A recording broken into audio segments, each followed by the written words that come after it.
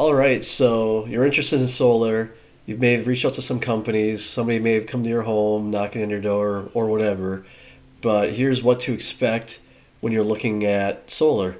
So the first thing is to set the appointment, which most companies are going to do, and it could be through either you submitted a form online, or you went and booked an appointment online somewhere, or somebody knocked on your door, and you have the first appointment. So it just depends on how the situations are. But a lot of times they're going to try to get your usage first, and it's usually just asking for the bill. And at that point, they're going to try to put something together fast and then show up at your home or get you on virtually. And that next step is to basically close the deal. So they are coming to close the deal at that usually the first point of contact. And this is the majority of companies. So don't buy, especially if they're pushing hard to do that on the first time. First, look into these companies before you even meet with them.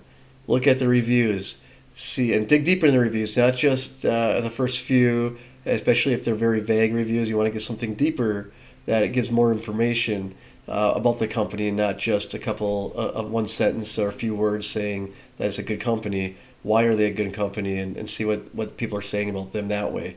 So that is one of the main things. Check them out that way and see what they have going on. And again, they're coming to sell that first day, so you want to have some information on the background of them, so you can ask some questions in regards to that. But don't buy that first time unless it's really great and you're that comfortable in it. It's always best to stop, take a deep breath, after they leave, discuss it, think about it, do a little bit more research. And I encourage also maybe looking at multiple, two, three other companies on top of that if possible. Some people do five, some people do three, some see two is enough, depending on how much research they've done ahead of time. The spiel will probably be somewhat similar throughout all of them, but again, do the research. Do not get pressured in anything, and do not make an impulse decision of any kind. Even if you did, though, it's not the worst case scenario. You always have a 3-day buffer there to get out of the agreement without any kind of issues. That's mandatory, especially at least here in Arizona. It could be different if you're in another state, but you want to check that law out or even ask the rep. It should be in every agreement that's out there stating what that window, that time frame is. But again, don't go ahead and buy something right away or get pushed in anything.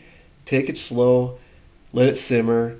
There's just nothing worse than, especially in making a big investment, like in something like solar, and not getting it right and having to unravel a process like that, because it could hurt you financially. So you want to take it very seriously, and you want to take it slowly. You don't want to get rushed into anything. The good companies will not pressure you to do things like that. They're going to continue to educate you and work with you and make sure that everything's clear.